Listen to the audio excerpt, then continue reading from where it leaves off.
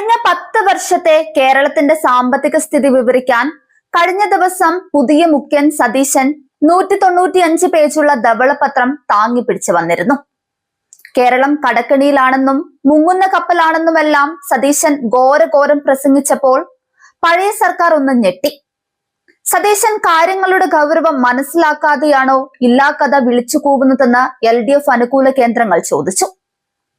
മുഖ്യമന്ത്രി VD സതീശന്റെയും UDF സർക്കാരിന്റെയും രാഷ്ട്രീയ പാപ്പരത്വവും തട്ടിക്കൂട്ട് സമീപനങ്ങളും ഒരിക്കൽ കൂടി തുറന്നു കാട്ടുന്നതാണ് കേരളത്തിന്റെ സാമ്പത്തിക സ്ഥിതിയെക്കുറിച്ച് അവർ പുറത്തിറക്കിയ ധവളപത്രം.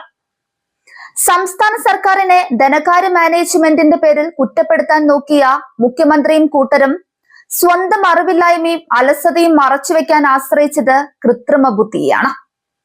ഗൗരവമേറിയ ഒരു സാമ്പത്തിക വിശകലനം നടത്താൻ പോലും കെൽപ്പില്ലാത്ത ഭരണകൂടം ധനവകുപ്പിലെ അതീവ രഹസ്യരേഖകൾ വരെ AI പ്ലാറ്റ്ഫോമുകൾക്ക് ചോർത്തി നൽകി വലിയൊരു സുരക്ഷാ വീഴ്ചയാണ് വരുത്തിവെച്ചിരിക്കുന്നത്.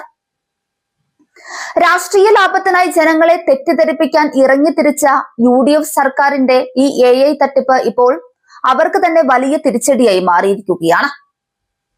195 പേജുള്ള ഇത്രയും വലിയൊരു ധവളപത്രം വെറും ഒരാഴ്ച കൊണ്ട് VD സതീശനും സംഘവും തയ്യാറാക്കിയത് കണ്ടപ്പോൾ തന്നെ ഇതിലെന്തോ കള്ളക്കളി ഉണ്ടെന്ന് വ്യക്തമായിരുന്നുവെന്ന് തോമസ് ഐസക് ആരോപിക്കുന്നുണ്ട്. 2 പ്രമുഖ AI ഡിറ്റക്ഷൻ സോഫ്റ്റ്വെയറുകൾ ഉപയോഗിച്ച് നടത്തിയ പരിശോധനയിലാണ് റിപ്പോർട്ടിന്റെ ഭൂരിഭാഗവും AI ജനറേറ്റഡ് ആണെന്ന് തെളിഞ്ഞത്. AI സാങ്കേതികവിദ്യ ഉപയോഗിക്കുന്നതിനെ ആരും എതിർക്കുന്നില്ല. എന്നാൽ ഇവിടെ പ്രശ്നം അതല്ല. മുഖ്യമന്ത്രി പദവിയിലിരുന്ന് VD സതീശൻ സംസ്ഥാനത്തിന്റെ ഔദ്യോഗിക രഹസ്യരേഖകളെല്ലാം പബ്ലിക് ഡൊമൈനിലേക്ക് നൽകി എന്നതാണ്.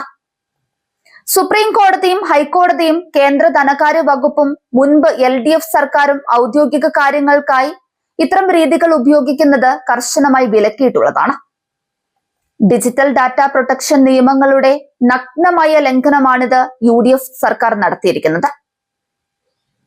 കേരളത്തിന്റെ സാമ്പത്തിക വ്യവസ്ഥിതിയെക്കുറിച്ചോ ഇവിടുത്തെ വികേന്ദ്രീകൃത ആസൂത്രണത്തെക്കുറിച്ചോ ബഡ്ജറ്റ് ഘടനയെക്കുറിച്ചോ പ്രാഥമികമായ അറിവ് പോലും ഇല്ലാതെയാണ് പുതിയ സർക്കാർ ഈ ധവളപത്രം ചമച്ചിരിക്കുന്നത്.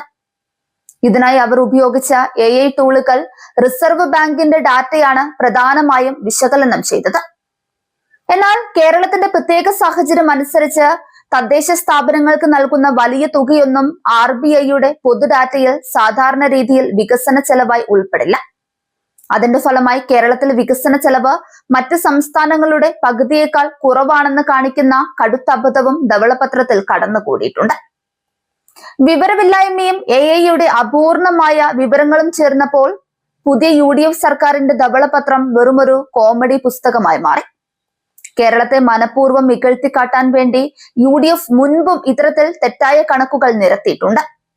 മുൻപ് UDF അധികാരത്തിലിരുന്ന 2011-2016 കാലയളവിലും സംസ്ഥാനത്തിന്റെ നികുതി പിരിവ് പൂർണ്ണമായി പരാജയപ്പെടുകയും ട്രഷറി പൂട്ടലിന്റെ വക്കിലെത്തിക്കുകയും ചെയ്ത ചരിത്രം ജനങ്ങൾക്ക് നന്നായിട്ട് അറിയാം. അന്ന് ധനകാര്യ മാനേജ്മെന്റിൽ പൂർണ്ണമായി പരാജയപ്പെട്ടവരാണ് ഇന്ന് വീണ്ടും അധികാരത്തിൽ വന്ന് LDF മുൻപ് നടപ്പിലാക്കിയ കിഫ്ബി പോലുള്ള വികസന മാതൃകകളെ തകർക്കാൻ നോക്കുന്നത്. കിഫ്ബി വഴി സംസ്ഥാനത്ത് നടന്ന 10,000 കോടി രൂപയുടെ വികസന പ്രവർത്തനങ്ങളെ AI ടൂളുകൾക്ക് മനസ്സിലാകില്ലെന്ന് മുഖ്യമന്ത്രി VD സതീശൻ ഓർക്കണമായിരുന്നു.